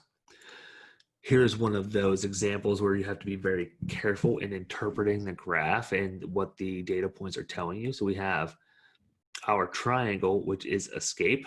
We have a diamond, which is alone, square, which is attention. And so this one is actually a really poorly designed graph. I didn't create it. If I did, I'd call myself out. But this symbol actually is kind of stylized, if you will. It has little swoops in it, but it's very hard to see these differently. Like this data point here and this data point here, you can kind of see they're different, but they all look like squares. So when you're one of the things when you're creating FA graphs or any graphs, make sure your data points are very clear and easily read by everybody. And then also when you're interpreting them as someone else's, make sure that you do it very carefully. So here we can see that the escape condition is happening at a higher number of responses here at a higher frequency than the other condition. So in this instance, we'd be safe to say that the behavior is maintained by escape. Here's the alone condition. Again, I didn't create these graphs because they're fancy. I don't do fancy graphs. But here we have an example of an alone condition FA result. And again, as you can see, the alone condition is happening at a higher rate compared to the play, demand, and attention conditions. And here, if we're looking at our graph, This is an example of the control condition. And we can see here that attention is happening at a higher rate. And we would conclude through our graph, or through our FA, that what is maintaining the behavior is attention. The function is attention. Our control condition is happening down here at a low level, and that is what we anticipate in the control condition. We expect to see those low levels of behavior in the control condition because there's no MO for the problem behavior to occur. All right, that's what we anticipate to happen in the control condition. So advantages of an FA. The primary advantage is that an FA has the ability to provide clear demonstrations of the variables that relate to the occurrence of a problem behavior. You can identify antecedents and consequences that are occurring that evoke behavior. And it helps develop effective reinforcement-based treatments and less reliance on punishment procedures.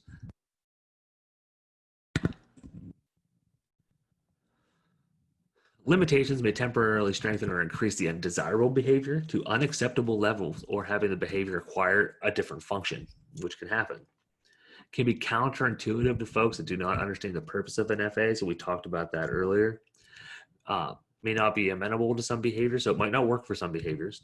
And the time commitment in regard to conducting and interpreting FA, it does take some time to do these things.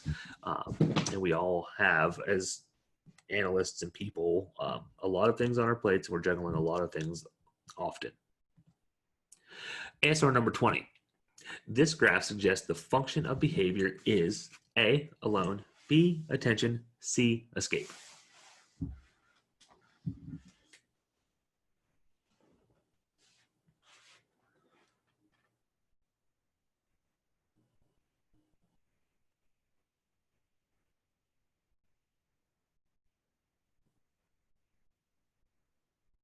The correct answer here is C, escape.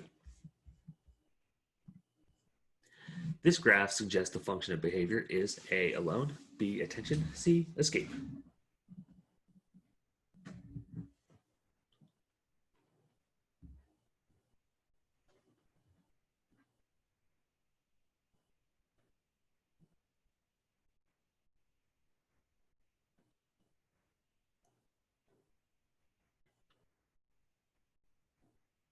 The correct answer here is B, attention. ASR number 22. This graph suggests the function of behavior is A, alone, B, attention, or C, escape.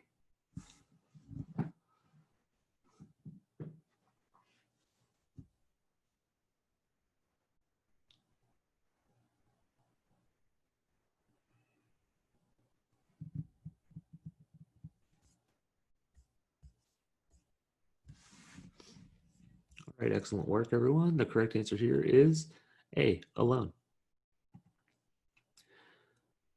So now we're going to take a look at descriptive FBA. This includes direct observation of behavior made under naturally occurring conditions. So we're not unlike an FA, this environment is not contrived, right? This is a direct observation occurring in relation to events that are not arranged in any systematic manner. This is observing behavior in the natural environment. 3 variations of descriptive FBA: ABC continuous recording, ABC narrative recording, and scatterplots.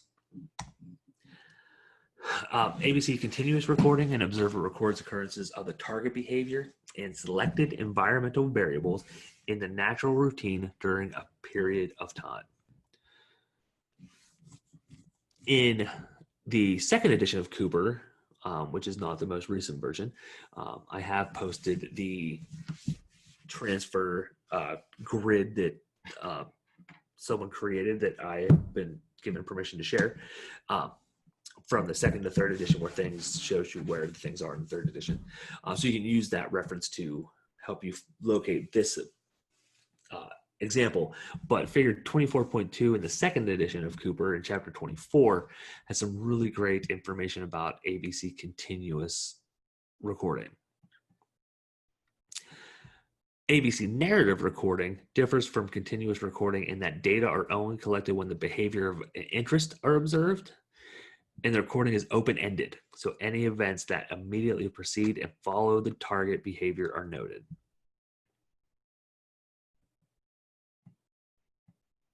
And then we have scatter plots.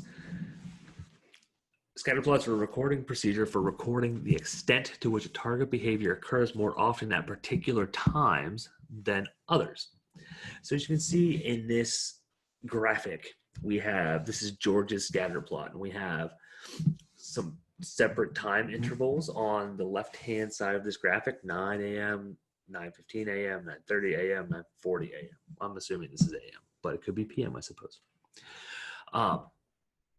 Then we have the key to this graphic. A shaded in rectangle is 3 or more books being thrown.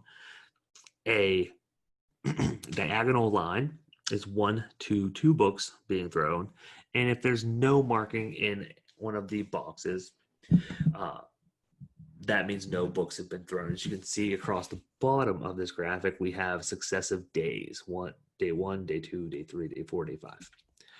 So what you do is you observe the individual during different times of the day over a series of days to see when the behavior is occurring the most.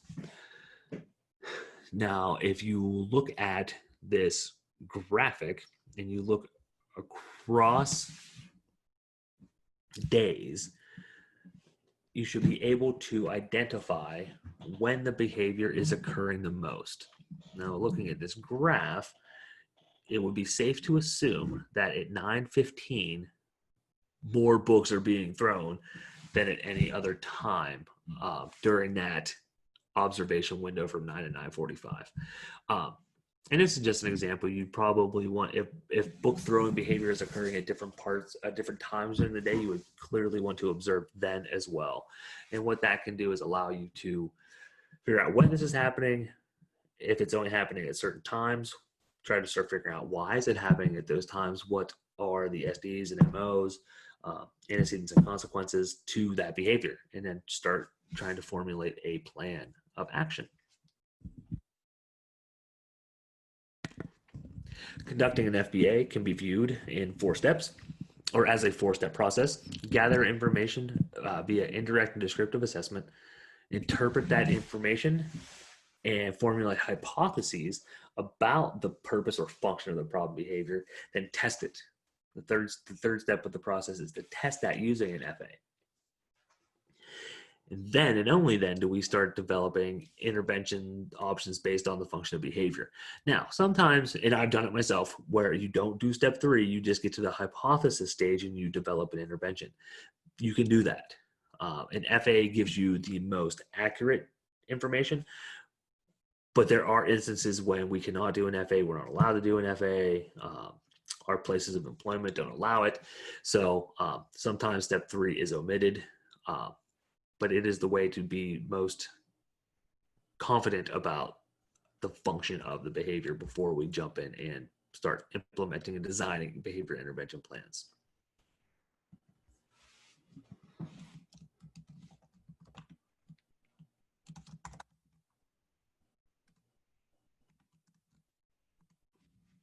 So how this occurs, you go through the steps, right, to doing this. What are the steps for doing this, rather? Step 1, gathering information. Conduct functional assessment interviews with teachers, parents, caregivers, and others who work with that person closely. And if possible, the person actually engaging in the behaviors.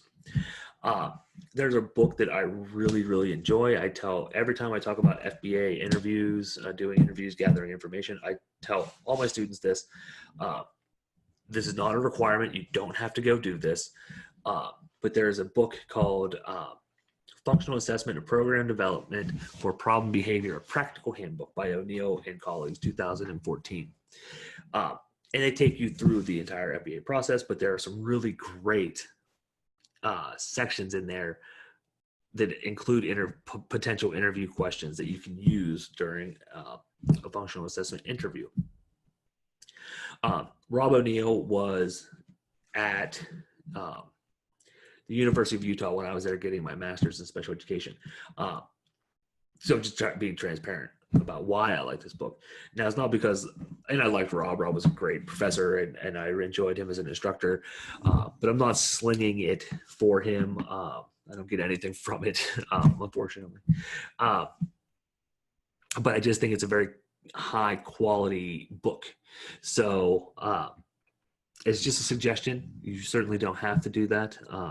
But I need to get a new copy because mine is in tatters. It is just beat up from using it so much. So I think it's a really good resource for folks. The interview process, I think, is often overlooked, but it is super helpful preparing us to conduct these observations and defining target behaviors. Often, let's say you don't necessarily work in a clinic, or you get a new individual in your clinic, right? But you're called in somewhere, or in your clinic, you have a new individual coming. You don't know anything about this person. So how are you going to formulate any information? How are you going to gather any information? Is to have conversations and talk to people. But having those conversations be meaningful and driven and purposeful. And that's why, it doesn't have to be O'Neill's text, or it's not a text, but like a workbook, but other folks' workbooks to help you target your interviews and FBAs.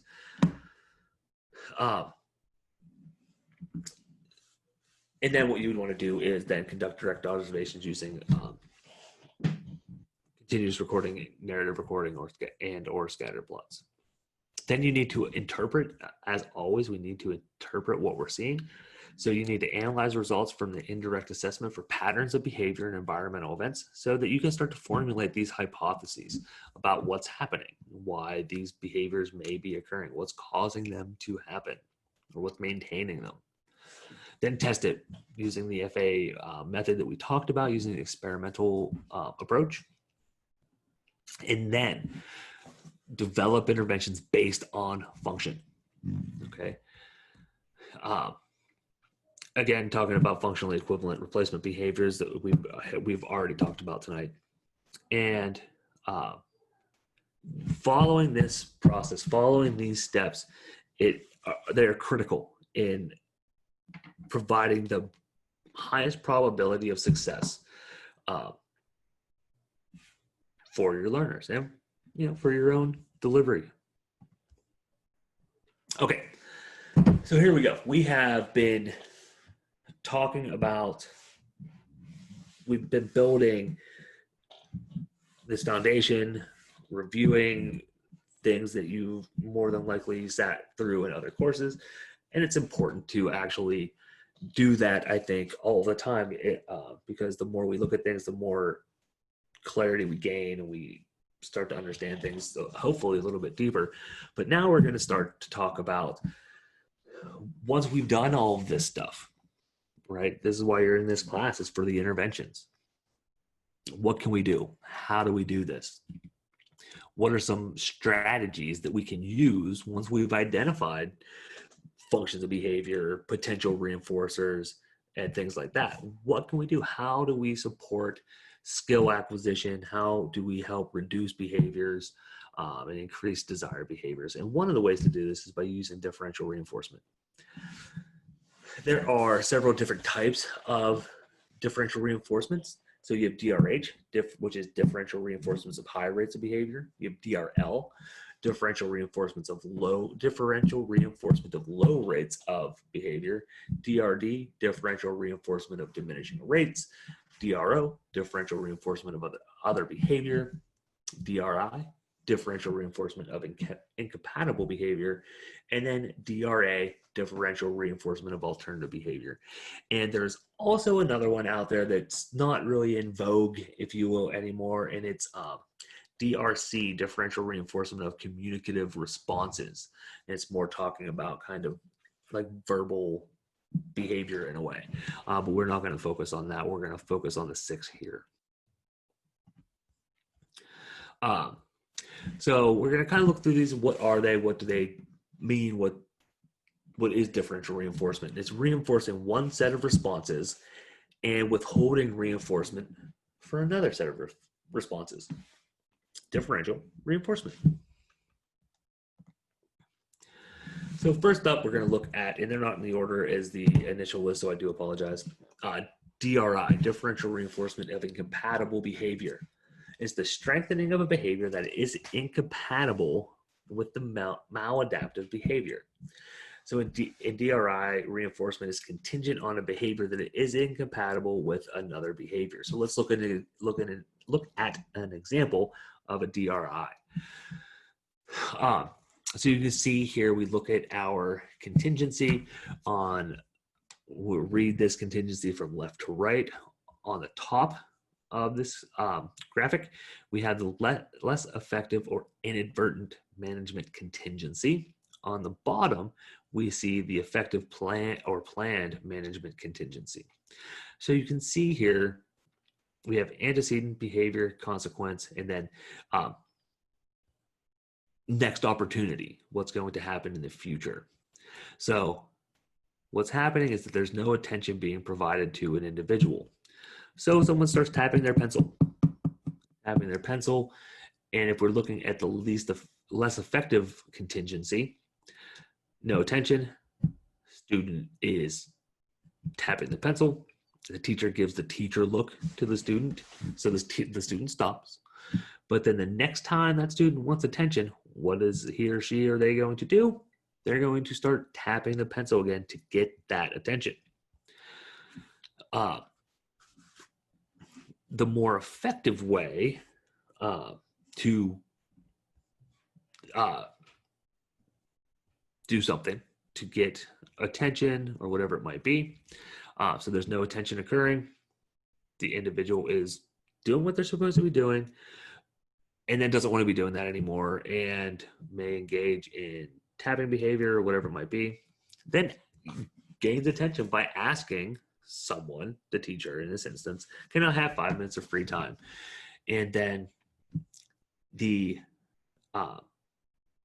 next time this occurs, this contingency occurs, the student is going to continue to write. This is the incompatible part. You cannot be tapping your pencil while you are writing, right? And then you can say, if you're, and teach, hey, if you're getting kind of spent on writing, you can have, if you ask me, you can have a break. That's the incompatible part. You can't be tapping the pencil while you're writing with it. I mean, you might be able to like tap right, but that would be impressive. And I would just be like, that's awesome. Teach me your ways. Here's another example. So Little John standing in the checkout line at the grocery with his mother, Big Sue. Big Sue has told LJ that he must not talk to her or ask her for candy when she's checking out because she has to keep an eye on the clerk. When LJ waits quietly with his mouth shut until BS finishes, Big Sue gives LJ a quarter. When LJ whines or begs, he does not receive the quarter. Eventually, LJ learns to wait quietly while his mom is checking out. And again, here we see the contingency, but here is the incompatible piece. So you could probably whine a little bit with your mouth shut, but it's not going to be nearly as vocal, as loud. You can't be begging and whining when you are having a quiet mouth. So that's the incompatible piece. Differential reinforcement of alternative behavior, or DRA, is replacing an inappropriate behavior with a specific appropriate response that produces the same reinforcing outcome. Specifically, either the presentation of a reinforcer or removal or reduction of an aversive condition. So here's another contingency example for DRA. On top, we have the less effective management contingency. And on the bottom, we have the effective management contingency. And we're back to our pencil tapping behavior. So the alternative behavior to tapping pencil will be working with peers. So the antecedent, no peer attention. The less effective way to get peer attention is to tap pencil. Then you're going to get peer attention because anybody that's been around people that tap their pencil all the time knows it's really annoying and people usually yell, cut it out. A better way to, and a more effective way to gain peer attention So I'm in an instance where there's no peer attention. I'm going to work with my peers and gain attention in that fashion. And this would be the more effective contingency on this bottom path. Now, clearly that would only work when working with peers is available, but that's why it's an example, right? You would make it fit your environment, your setting, your needs.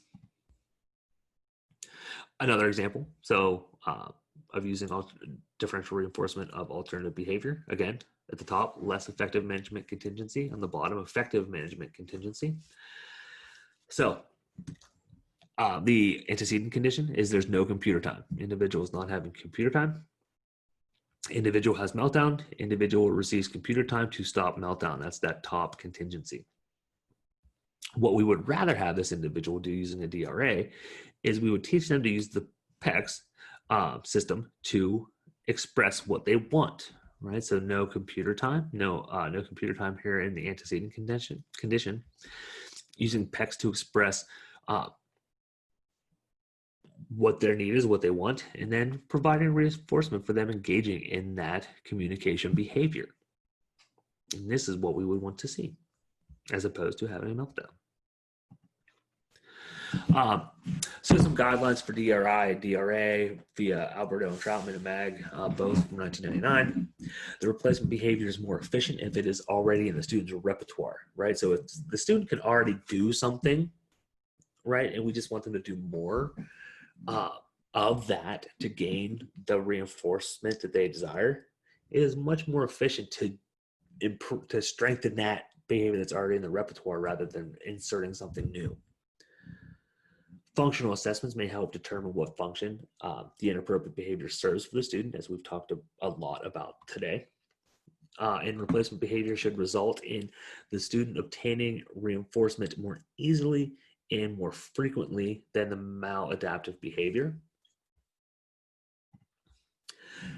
And pros and cons of DRI and DRA, excuse me. They are more positive and focusing on negative behaviors, are relatively easy to use, are educationally and empirically sound, so they're backed by research as well as practical applied evidence, can be used for a variety of maladaptive behaviors. The disadvantages of DRI and DRA: takes time to plan, takes time to conduct a FA, and may be hard to do consistently. And that's probably the biggest challenge to implementing any intervention is doing it consistently, doing it the same way every time that contingency is present, every time we are using the intervention. It has to be done consistently, the same time, the same way, the entire time. We do not want to deviate from plans unless it's purposeful. We're making conscious efforts to make changes and documenting that and putting phase change lines and graphing the changes and all that stuff. Consistency is one of the biggest challenges, and I think one of the most fatal flaws of actually implementing interventions with people. We also have differential reinforcement of other behaviors, or DRO. So using a DRO approach, we are reinforcing omission of the behavior for a specified period of time. Only zero responding of the inappropriate or maladaptive behavior is reinforced. And sometimes this is called omission training. So you would break up, a period of time into smaller periods of time, and using your professional judgment and the information you've gained through your FBA, and the individual would have to not engage in the problem behavior or the inappropriate behavior during that entire interval in order to gain reinforcement. So an example of a DRO here is, we're looking at our contingency again. The antecedent is no peer attention. The less effective contingency up here is hits peer, gains peer attention. The behavior we are trying to eliminate is hitting peer. really what I should do is clarify this more clearly, hits peer with fist. That is what I am referring to here in this top contingency. Now, the thing about DRO, we're going to talk about the disadvantages of DRO, is that we provide reinforcement for any other behaviors that occur during that interval, that period of time.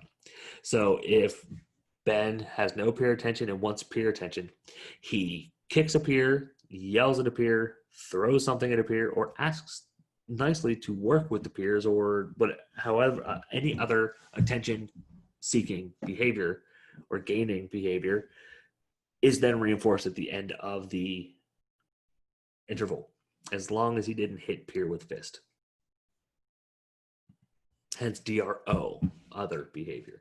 There are a couple of different ways to do a DRO. You can do an MDRO, momentary differential reinforcement of other behavior, or whole interval DRO. For momentary DRO, teacher sets a timer for a specific period of time. The timer goes off and teacher looks up and reinforces the student if the student is not engaging at the look up at the point that the timer goes off at that specific time, not before, not after. It doesn't matter if it happened right before, but if it stopped and then the timer goes off and you look at the student, reinforcement should be delivered. You can also do whole interval, where reinforcement is contingent upon a student engaging in maladaptive behavior for the entire interval of time. In the above example, if during the entire time the student does not engage in the maladaptive behavior, student should receive reinforcement. So here is an example of an MDRO. So here's our key. So the B equals the target behavior. As you can see down here, we have our letters. Target behavior to decrease. This kind of star looking thing is the timer going off, and R plus equals reinforcement. And then A's and C's are also other behaviors. So what we want to see here is, when does reinforcement get delivered? So as we can see here, our first three instances of behavior are the target behavior to decrease. So even though the timer went off, we're not going to provide reinforcement here because that's the target behavior. We don't want to do that. So remember, this is MDRO, momentary DRO. Then the timer goes off again. This time, the individual is engaging in a different behavior, not the target behavior. So we provide reinforcement. So if we look down the line, we can see where reinforcement is going to be delivered. So timer goes off here. The third instance of the timer going off, the target behavior is being engaged in, we withhold reinforcement. The next time the timer goes off, the individual is engaging in a different behavior, we provide reinforcement, so on and so forth and so on and so forth. And here, where do you think reinforcement is delivered? For C or for B?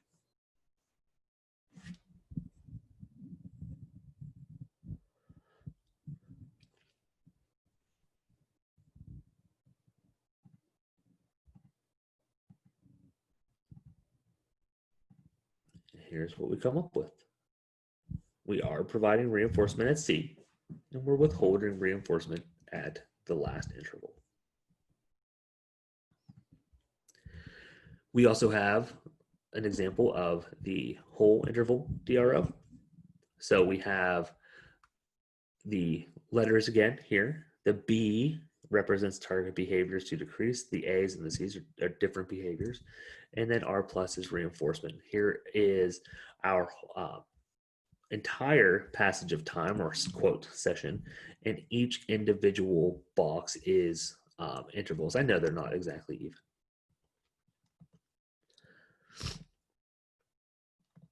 So here's what it would look like. So remember, whole interval means that it has to occur during or throughout the whole entire interval. A different, let me back up. If the target behavior happens during the interval, then no reinforcement is provided. They have to engage in other the DRO part, other behaviors the entire time during an interval in order for reinforcement to be delivered. So you can see down here from the middle to the right of our graphic here, or example, this third shaded area, you can see the individual engages in other behavior. So at the end of that interval, we provide reinforcement. We can see here at the next two intervals that the target behavior does occur. So no reinforcement is provided. We can see here at this unshaded interval that at the end of it, the behavior didn't occur at all. So we have reinforcement delivered, then we have the behavior splitting these two. So we don't provide reinforcement. And then here, no instances of it. So if we look up here at the beginning, if the timer goes off here and here, let's see what we see. We see no reinforcement being delivered after the first interval because the target behavior was occurring.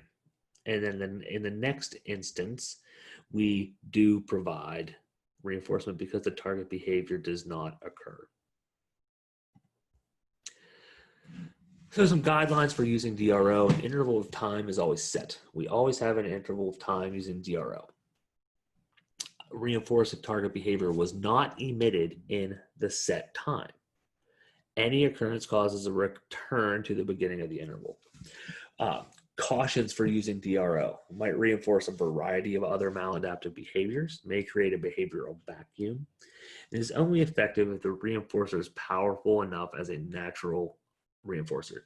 And again, if we go back to the graphic back here, sorry, all of these things, all of these, not all of these, 3 of the 4 things here are not what we would consider to be desirable behaviors: kicking peer, yelling at peer, throwing things. We typically will want someone to, try to gain attention from someone appropriately. However, it's not the target behavior for this instance, so we would have to reinforce at the end of the interval, even if these 3 things occurred. But the problem is we could then strengthen that behavior, and that's something that we wouldn't want to do. So that is the reinforcing a variety of other maladaptive behaviors.